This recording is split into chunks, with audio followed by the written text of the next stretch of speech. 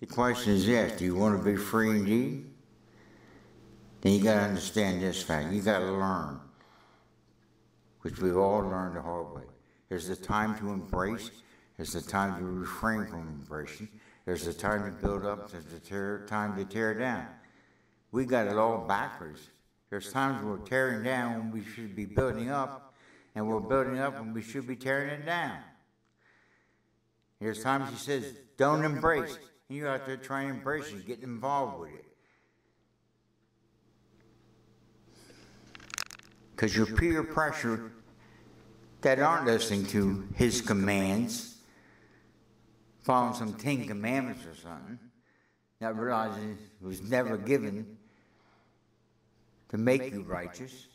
It was to expose your stupidity of going to a dumb tree of the wisdom and knowledge of good and evil, thinking you, independent from God, you are sufficient yourself to evaluate any of this. You're not. At some point, it's going to wake you up. When you get that, that's when you get free indeed. When God tells you don't embrace, you don't embrace. And here's the crowd out there telling you, you got to get involved with us, you got to embrace. Either the left's telling you to do this or the right's doing that. Here you're on a narrow road, he says, don't get off the road. Don't embrace this. And you stupid enough, you get off and you regret it. Then it seems like you're contradicting yourself. There's times you'll say, embrace. And you embrace. And everyone else is going the other way, screaming for you to join them. This whole silly thing about wear the mask, don't wear the mask. I put a video out on that. Did you get many views? No, because everybody's either going with the left or the right of it all. If you're on that narrow road, it doesn't make a difference whether you wear the mask or don't wear the mask. For their conscience sake, you wear it. And the other time, I don't wear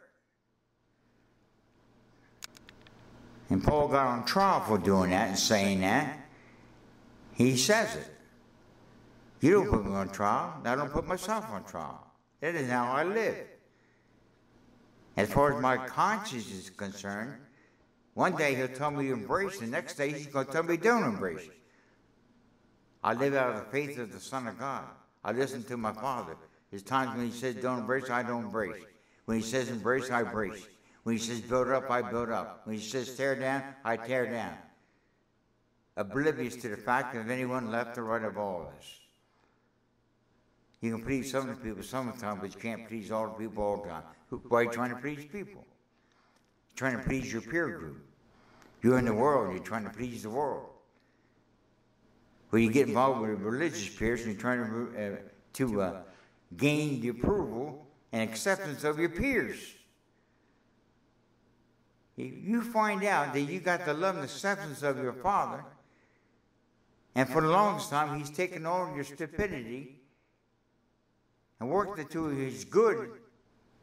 When you were unfaithful, he was faithful. He can't deny himself. You're his son. He'll discipline, correct, and guide you when you do something stupid. He'll defend you and then discipline you afterwards. Thank God we have fathers, natural parents, our dads, that we obey. We reverence these guys, so we find out they're just as dumb and stupid as we are. They got caught playing this God role themselves.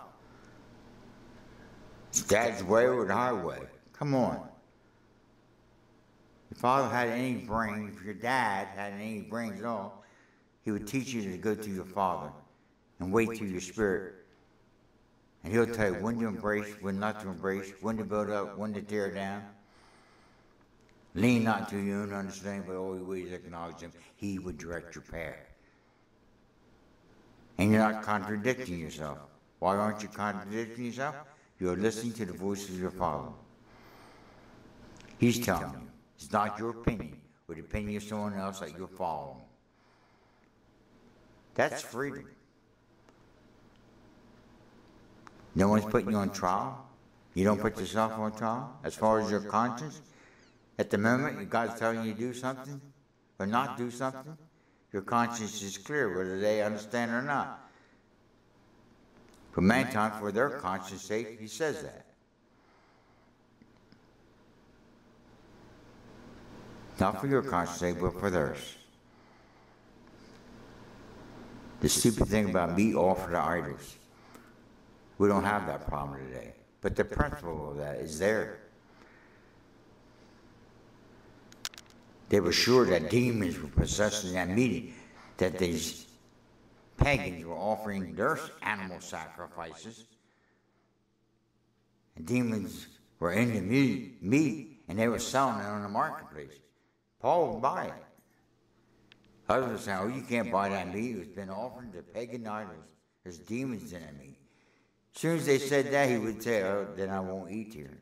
I don't eat your meat. I don't come here. When he goes off home, as under the command of the Lord, he felt at liberty to eat. The principle applies to a lot of areas of your life. You almost don't say anything. There's things God allows to make. Happy is the man that doesn't condemn that which he allows. Is it you making the decision now? No, God tells you don't worry about it. You got a particular habit or substance in your life, and everyone else is judging and condemning it, and you go to God before and he says, don't worry about it. 10 years down the road, he might tell you it's time to get rid of it. You get rid of it. He gives you the will, the desire to do it, then he gives you the power to do it. It's not you becoming self-righteous. Like a reformed smoker or a reformed alcoholic, judging everybody that drinks and smokes. Or someone that went on a diet and lost 100 pounds. Now they're judging everybody that's overweight. What do you have? You haven't received. You received it. How can you boast in glory though you ain't received? The ability to plant, to water, to lose weight, give up a substance, have substance in your life that others are condemning. You don't live out of that way. That's freedom. Real, true, honest to God freedom. And that's about all I'm going to say to that matter.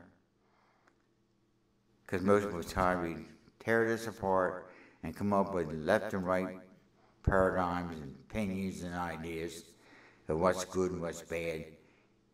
You know what you're doing?